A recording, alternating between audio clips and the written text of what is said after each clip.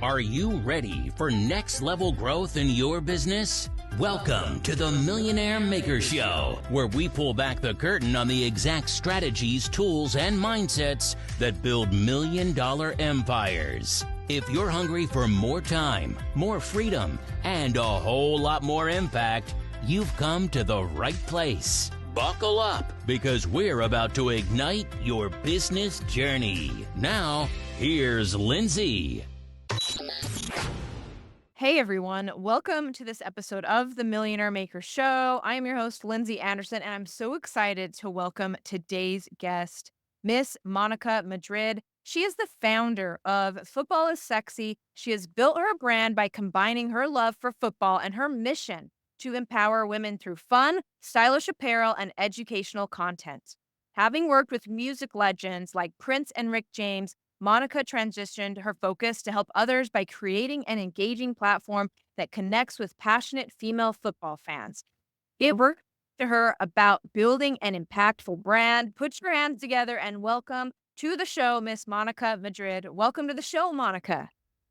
Girl, thank you. What an introduction. Was that me? Oh, okay. It's all true. Tell me. I want to dive into this. We talked about it in the green room.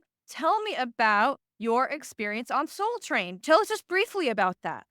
Oh, yes. So back in the day, if you're not, if you're under 25, you have no idea what I'm talking about. But for my older peeps, Soul Train was the thing. All things stopped Saturday mornings because everybody watched Soul Train.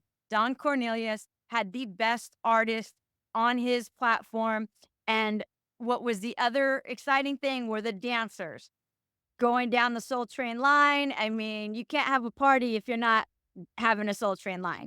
And I found myself on Soul Train, and I was like, well, if I want to be on Soul Train, I am not going to be on the dance floor. I need to be on stage. So I found my way, and the center stage was usually where I was. And I was on it for about 4 or 5 years, actually, in the early 90s. So I had a front row seat to a lot of the music business, which kicked into a lot of my story.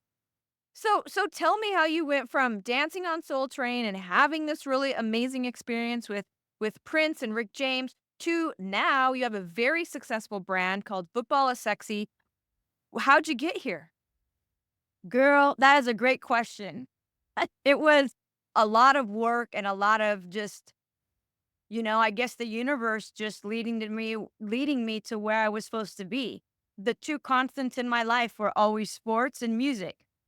And music was really the beginning of my life. And I remember after high school, all of my friends were talking about going to colleges and universities and wanting to be teachers and doctors and nurses. And none of that appealed to me, like none of it. And I was like, that's not my calling. And it was music or sports. And sadly, I remember at that time going, I really can't make any money in sports as a woman. And I was a pretty decent basketball player, short, but pretty decent. And I really loved playing basketball, but the WNBA wasn't around yet. And I remember going, there's no way for me to make money at sports. So let me go into music. So I went into music and started to network and go to all the clubs in LA. And that's how I ended up on Soul Train. And then being on Soul Train, I was like, this is a great place for me to network. And I was a songwriter. I turned my poems into songs, and I ended up writing for a couple of girl groups that were actually on Soul Train. And then those girls never showed up. So why don't I get behind the microphone and I'll demo these songs, and I'll demo them and we'll cut down studio time. Well, by the time I was done demoing, I'm like, well, why don't I just do these songs? They're mine anyway. So then, I just kind of ended up with this artist dream. And through all of that, I've always been a Prince fan. And I told everybody in 7th grade, I'm like, I'm going to meet Prince one day. And not only will I meet Prince one day, he will send for me. And they're like, yeah, okay. A lot of people didn't even know who Prince was. But, after high school, I did get that call, and I ended up in Minneapolis and got to spend time with my idol, which was a dream come true. And having him read my lyrics at the time, it was just crazy. And then all that ended up becoming an artist, writing my own music, and ended up at Interscope Records with Mark Benish, who believed in me. There was many, many meetings about me. I mean, I could go on. At the end of the day, Tupac Shakur got my record deal. Let's just say that. And all of this is in my memoir, but I mean, I've been through it. Let's just put it that way. Yeah, I mean, it does sound like you have a lot of experience. I love how you mentioned the networking. We're going to probably dive into that as now you run Football is Sexy. Tell us just a little bit about that brand. So after the music, my memoir is called When Broken Dreams Can Lead to Spiritual Freedom. So the dreams that I had as a child, as a teenager, as a young person didn't work out the way I thought it would. And I found myself in a real bad place. And I thought my world was ending. I had to climb out of that depression of not getting a record deal and ended up in the mortgage business. And I was in the mortgage business for a very, very long time, one of the top sales people. So I learned, and I say all this to say, because all of these things help me with Football is Sexy now. And how Football is Sexy ended up happening was really organically. My dad, I was blessed with two fathers, but my biological father was a diehard Niner fan. And when he passed away in 2014, I was devastated. And I realized going through all his things that like my favorite memories, my favorite pictures were of us with football and the Niners, of course. And then it dawned on me like, wow, like what if a person never had a dad like mine or a mom or grandparents or brother or sister to teach them the game? How would you even start to learn such a complicated game? And the game gave so much to me, the culture. Like I live for football. I live for the football season. I go into deep depression like most fans do when it's over. After the Super Bowl, we're like, oh my God, now what for 6 months? And so I had a calling to start teaching football. And so I decided, after my dad died, I couldn't go to any games for a while. And then I decided it was time. And right when I decided it was time to get back to the games, I decided to see if anybody wanted to learn. And I went to a pizza place and said, hey, I'm going to teach football. And they said, you can do it here. And I put on Facebook at the time, hey, if anybody wants to learn football, I'm going to teach it for fun, for free, drinks, pizza, like, let's go. And like 40 women showed up. And I was like, well, what am I going to name this boot camp? And I just came to me like that. Football is Sexy. And that's how it was born. And now we have the first app to ever teach football for free in an app. We have apparel, we have a podcast, and I'm getting ready to do some live events that I'm really excited about. And it's just been, so I went from music to mortgage business to football. And here I am now. And it feels like in the mortgage business and music and in football, it feels like your strengths of knowing what a brand is and being able to build a personal brand or like a personal-ish brand around that. Can you kind of expound on that? Would you say that's one of your expertise? How do you do it? It's a great question. I think it really, I looked up a lot of stuff, because I never went to school for this stuff. That's the one thing. And I want to really bring that home to some people out there who might not have that 4-year degree or what have you. Like, I didn't have any of that. But what I had was grit, determination, and a vision. And if you have those things, everything now, especially, is like literally a click away. So I would listen to people that had businesses, and I really just really opened my eyes and my ears and listened and took everything in. And I think the most important thing was that somebody said, well, what's your tagline? What's your mission? And that's really when it started for me. And when I really figured it out, and it's interesting because it was talk and teach, women that talk and teach. I'm sorry, it was teach and talk when I started. And by the time I was into the 6 months, I changed it because I realized that women, avid fans that are already out there, didn't really have a space to feel seen and heard in the world of football. So I also had a real good eye on and pulse on who my audience was. And so now the tag is where women talk and teach football, and we do both. So you can come to our page on Instagram or all the other social medias, and you're going to see women, well, we champion women who talk that talk and walk that walk, who love football and they love football like me ever since they can remember. But we also are going to teach along the way so that we welcome newbies as well. And by the way, we are not exclusive to women. And that was very important to me in the branding. We have thousands of men followers who love us, who support us because what's sexier than women talking sports? I don't know. Nothing, nothing. Yeah. Right? And even for the people that are still learning, I have guys DM me and go, I'm so glad you're here because on the DL, I don't know football. That's so funny. Well, and they'd rather learn it from women, you know? So to answer your question, I think is really zoning in on your mission and your tagline and then building around that. How would you describe the Football is Sexy brand? Where women talk and teach football, where our mission is to unite women football fans from all across the globe, eventually the globe, right now, starting with the United States. These women, even what I've done in a short amount of time, is watching these women who meet at our live events or meet through social media are now, not only are they friends, they're actually going to games together. So what people don't realize is that like a football women fan, I go to the games by myself because real football fans, they want to watch the game. And what I found for women in particular, a lot of they're like might be the only one in their circle. And so there's not another woman that they know that is going to spend $400 for a ticket, who's going to fly to Philadelphia, who's going to fly to San Francisco. So I'm doing the best I can by connecting these women and watching these friendships develop. And ultimately, that's really what it's about. And that's what it's about with my dad is just the connection, the memories, and the culture is really what I'm trying to bring together.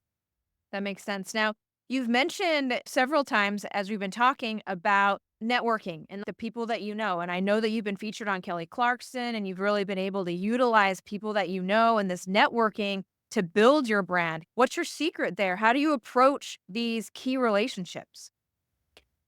You know, that's a great question as well. And I will tell you, and I didn't know this until now, but post like everyone's watching because they actually are. And I did not know that.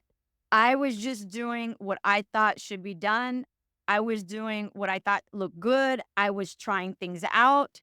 I did not know a thing about social media, by the way, like nothing. Like I've learned all of these things just by pure determination and hustle. Like I am not a techie person. I had to learn how to run social media. I had to learn how to do apparel. I had to learn podcasting and lighting and I didn't even know what a hashtag was. Like when I say I knew nothing, and now I know a little bit of something.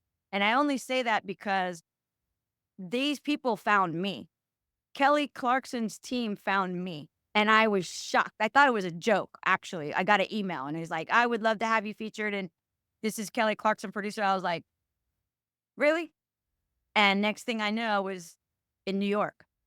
And it dawned on me then, like, Monica, people are watching and you never know who it's going to be. And so they found me and I'm so blessed. And Kelly, their team has been amazing. And they helped me make my dream come true, which was to go to a Super Bowl. And so I was able to do that and watch my boys lose, but it was still amazing other than the score. Other than the score. So you're on the Kelly Clarkson Show. They reach out to you because of the work you did on social media. And how did you leverage that, like on social media? How often do you bring that up? How do you use that opportunity with Kelly Clarkson past the time that it was actually there? Do you continue to use that as part of the brand? I do. It's pinned, but I don't rely on it. And I think it's really important that yesterday is yesterday and today is today. Like I always felt like, okay, that was back then, but I have to move forward. Like, what am I going to do today? Like, I can't hold on to that. And so even though Kelly was amazing, like I have to continue to grow. And so I found myself back on Good Day LA. Good Day LA wanted me on that week as well. And we talked about this and I'm like, okay, I got to double check with the Kelly Clarkson team because it was kind of close together. Long story short, I couldn't do it, but I didn't know why. And the Kelly Clarkson team said, you can't do that. We just rather you not, or something like that. And then I figured out why is because I wasn't going to be in LA to do it. I was going to be in Vegas watching the Super Bowl in person. Yeah. Yeah. So it was crazy. And it was so great because I was just back on there and they asked me about that. Okay, now we finally have you. This was just like 3 weeks ago. They're like, now we finally have you. Tell us why you couldn't do our show Super Bowl week. And I explained to them why. But all that to say, I think the leveraging is posting, but not relying that that's it, that that's the end of the road. It's like, okay, what's next? Who else can help me tell my story? Like you, other people on the podcast, and just keep going and keep moving and stay on path and know that those things are amazing. But like that helped me get to the NFL draft, which was, 3 months later. The NFL gave me a social media pass, so I was able to do that. So it's all these little wins that help you get to the next place, the next place. I love that. Well, always keeping future ahead. The past is the past. Like, what is the next opportunity? What's the next big thing that I can be doing, and always having your eye ahead. I love that. Right. So you have a pretty great community out there on social media. You're on Instagram primarily. Is that right? Correct. We're building out the other platforms, but again, I didn't know how to do anything. So I'm like, let me learn one. I got to learn at least Yeah. one. And But now, you have a pretty highly engaged community out there. yeah. What's your strategy going into that on Instagram? Oh man. Well, one, I had to just learn how to operate. And once I figured that out, then it was all about content. Content, which I wish, even right now, I wish I could do so much more. But what's awesome is I built a platform where we can collab with other women, with other people that talk football, that have a different view. So I didn't want it to be just Monica's page. I didn't want it to be just the Niner page. I wanted to really encompass all teams, all people. And that's what it says on the profiles, all teams, all people. And we collab with other women that talk about their Eagles or talk about their Raiders and have different perspectives. One of the best things I think I did was learning how to collab with other like-minded creators. It really has helped me focus on other things because now it's not just me who's having to constantly put up 5 posts a day, 3 posts a day.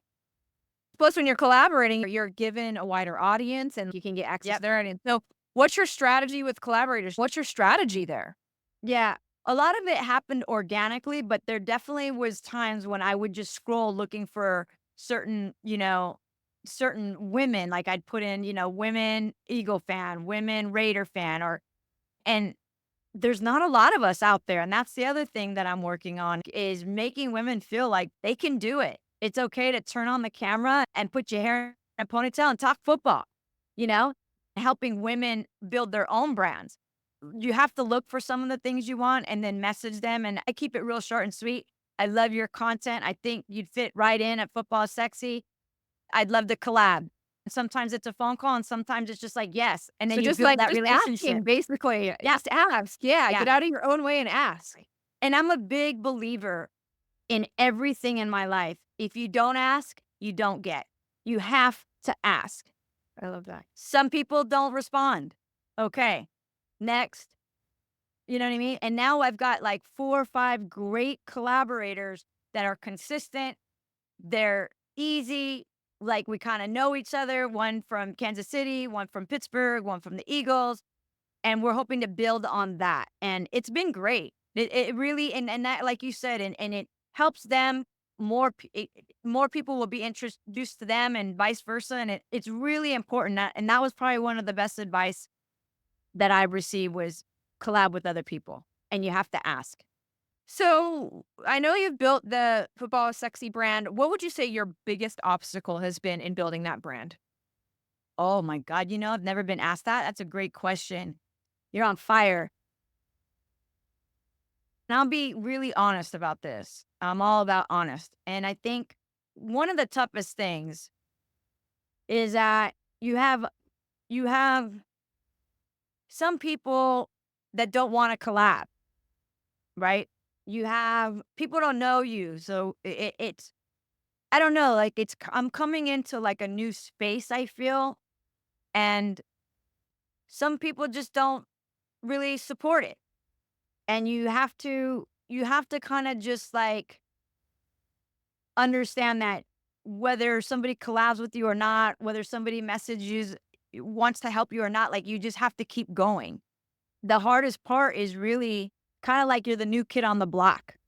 So there's some of these creators who've been out there for a long time and maybe they have more followers, but they haven't been on Kelly Clarkson. Right. There's just some, I think it's just hard breaking into anything being the new kid on the block. And that's kind of how I feel, if that makes sense. That does make But sense. then there's some collaborators, men or women, that are like, dude, I love what you're doing. Let's collab and support you. And they Yeah. will forward your stories and, tell people about you. And then there's just some people who aren't going to do it. And you just have to be okay with that and keep moving and really appreciate the people who have supported you and that who do support you, if that makes sense. I like that. I like that. Yeah. Is there something, give us a little bit of insight here, Monica. You're very successful. You've done so many things in your life. What's something you do daily to like make sure that you're showing up in the best way possible for your brand and doing these right things and having the hard conversations that we just kind of like talked about? Do you have one thing you do every day to kind of like support yourself in that, showing up as a winner every day? Absolutely. The first thing is that I take what I do seriously, right? Right. And I have humor. You have to have humor and you have to have a backbone to be an entrepreneur. We already know that. But what I mean by take seriously, that means I have sacrifices and my friends and family understand my sacrifice. And my sacrifice is I go to bed early. I might still be, I'm always still working from my bed, but I'm like shutting down. And I say that to say, I'm not going out at night anymore. Those days are over for me. I look forward to the morning. And I tell everybody this. And when people ask me something similar to what you just said, I was like, the mornings are key to my success. And getting up early is the first part of that. I get up 4:30, no later than 5:30 every single morning. I try to sleep in on Sundays. That to me is huge because I need that time to have alone time. Well, I'm alone, so that's fine. But I need that time to really, I'm already posting before 6 o'clock in the morning. I'm already in the shower. I'm already at the gym. I'm already done more things than most people do by 7 o'clock. Yep.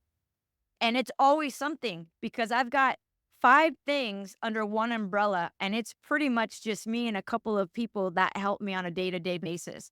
And we're talking about apparel, we're talking about podcasts, we're talking about social media, which social media could be 24/7. And if I had a team, which I'm working on, it will be 24/7 one day. I think the main thing is that morning, getting my coffee, getting that meditation. For me, it's in the shower and just going, okay, what can I do today to improve everything I'm building right now? And then I just start executing all day, executing all day. I'm a big believer. Mhm. I'm all about a Post-it and crossing it off. Everyone's like, no, do this. There's an app. I don't want an app. I don't want an app for what I need to do and what I need to cross off. I want my Post-it and I need to cross it off. That's what I'm for.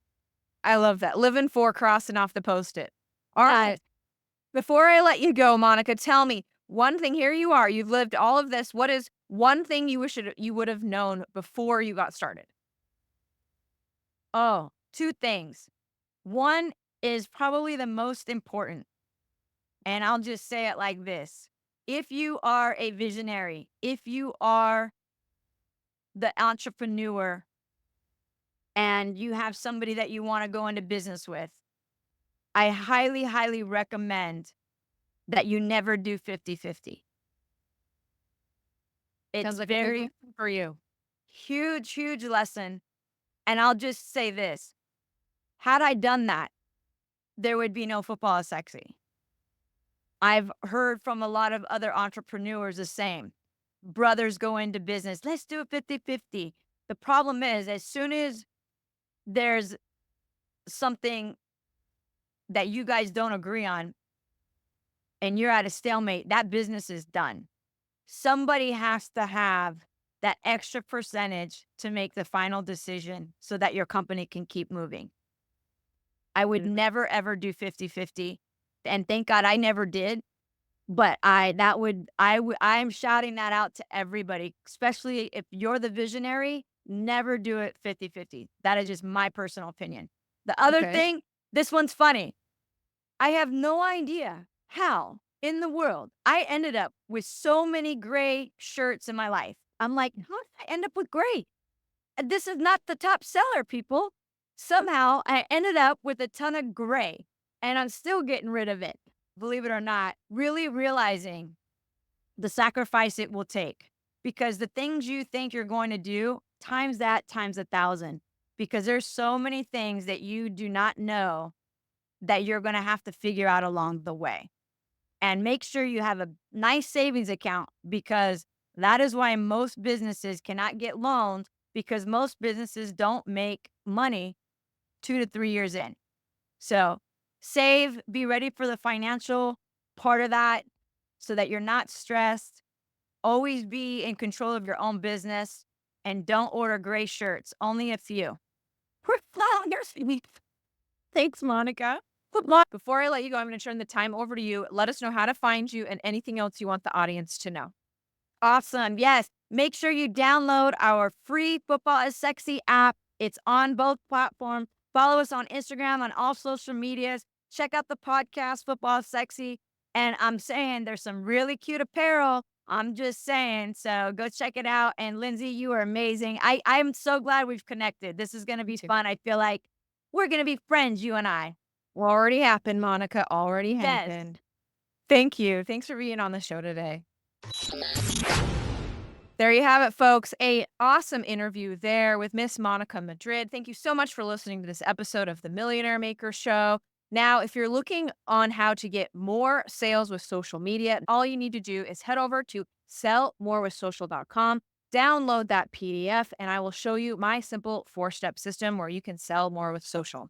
Thank you so much for listening to this episode of The Millionaire Maker Show. Cheers to you and your success. That's a wrap for today's episode of The Millionaire Maker Show. If you love this episode, don't forget to subscribe, leave a review, and share how you're leveling up your business. Want more? Connect with Lindsey Anderson and get the tools you need to crush your goals at lindseya.com. Until next time, keep pushing, keep growing, and turn those business dreams into reality.